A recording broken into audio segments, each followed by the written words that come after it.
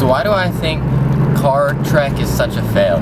Well, for me, I think they ripped off Top Gear too much. They put way too much effort into a lot of the things Top Gear did, and during this video I'll go through all the stuff that I don't really like about it. Let me start this video out by saying you guys should all go watch the video, the original CarTrek video. Overall, I really like the video, so I'll link it in the description down below. So one of the biggest gripes that I have about it is the way they receive their challenges. Over the phone, it was very similar to how Top Gear originally did it, but it just kind of feels pushed.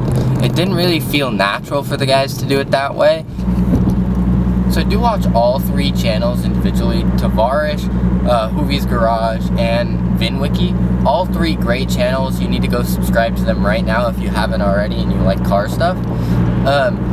And they're great, but it's their first time going together, so the mesh that Jeremy Clarkson, James May, and Richard Hammond have just isn't there yet. And obviously Top Gear was the #1 watch show in the whole world for many, many years. So it takes a while, it'll take them a while to get the mold that those three do have. Alright, so I'm going to break down the three guys and the three cars they ended up choosing for the challenge. So let's start with Freddie Hernandez, Tavarishs. So the car he chose was a V12 Vantage S, an Aston Martin. And first off, he cheated. He spent more than the $59,000 budget that they had for a base model C8 Corvette. I do think it's true though, most of the C8 Corvettes, at least as of right now, are upwards of 70 grand, mostly in the mid 80s right now. I think his car was a great choice. I'm not personally a huge fan of Aston Martin, but I think he chose probably one of the best cars out there. It's significantly newer than the other two models. It's got the engine everyone wants. It's actually kind of interesting. They all got different types of engines, the V8, the V10, and the V12. But I think this is probably the newest car, probably the best performing if up to snuff. Overall, I would say it's not a bad choice. It wouldn't be my personal first choice or anything like that. And I think he should have gotten a manual one. I know in the V12 Vantage S's, they're more expensive, but I would have gone with maybe a V8 Vantage with a manual. Do something to make it a little bit more of a driver's car, in my opinion. But hey, good for him. Alright, so the next car we're going to talk about is Ed Bolian's of VINwiki. He chose a Lamborghini Gallardo Spider. He wrapped it blue, and he's now got a manual flooded salvage car that runs. Now, I think this is a really cool car. One of the first supercars that I will ever own is a manual Gallardo Spider. I just think there's something really cool about him. Shout out to Stradman, he's got the manual Gallardo and just loves it. And Supercars of London, when he had his Bicolore, that was a really cool car. Super loud with the Army Tricks exhaust, and that's why I really want it. I think he did a really interesting job because I think that car is probably, granted clean title with no miles on it, it probably should be a $100,000 car. But he's got it flooded and went through it and spent 12 grand working on it and making it nice. Which, nice, as you can see in the first episode, he ran it out of gas. Now you guys find me at home. My battery on my camera died, so now I'm back here. We're going to talk about Tyler Hoovies' car of Hoovies Garage. He chose a yellow Ferrari 360 Spider, and in my opinion, I would have tried to find the coupe. I think his car overall, though, is the best choice of the three. Definitely a car that comes to mind when you think of a under $60,000 supercar. I would have tried to find a coupe or possibly a manual one if I could.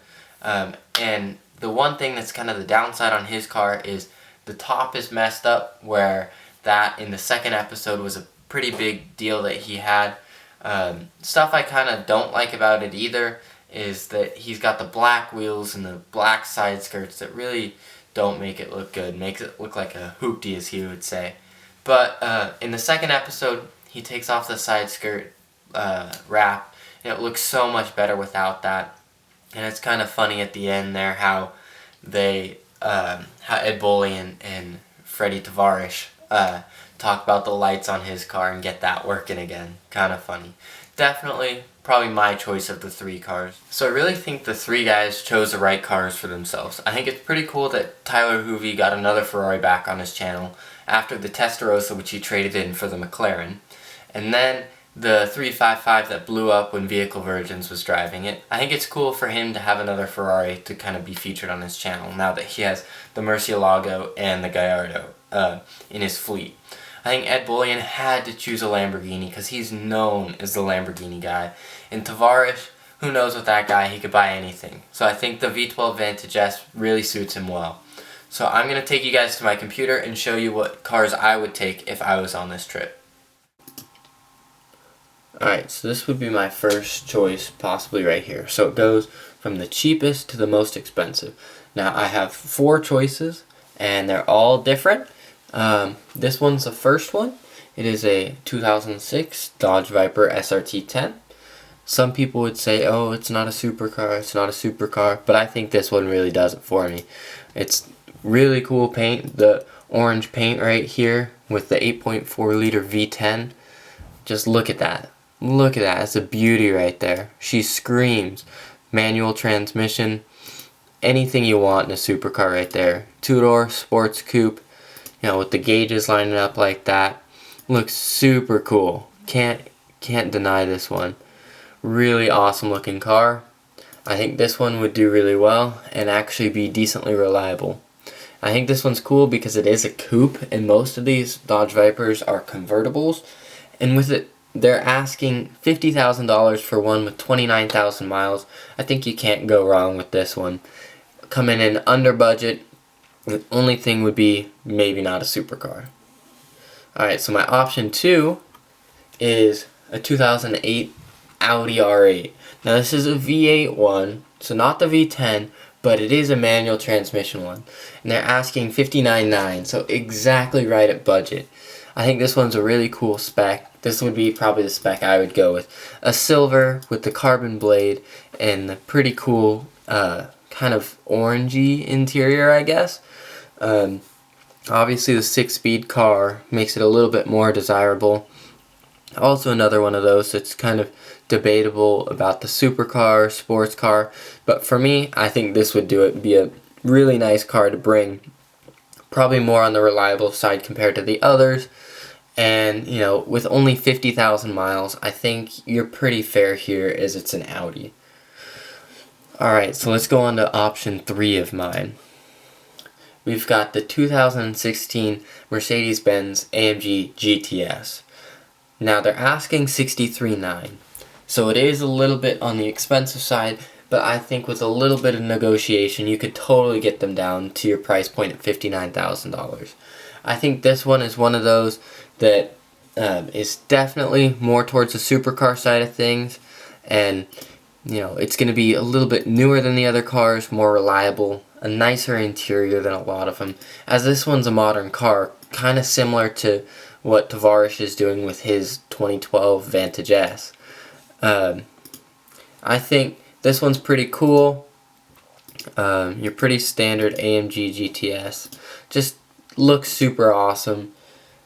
Definitely what I would call a supercar. Now for my last pick, this one is maybe a little bit controversial. Now, it's another Viper. This one though is the cheapest Dodge Viper new generation out there. Now this one is a rebuilt title, but Ed Bullion's is a rebuilt title, so I think we can maybe let that one slide. Now, they're asking $70,000. I don't think you could quite knock him down to $59,000, but you could definitely knock them down.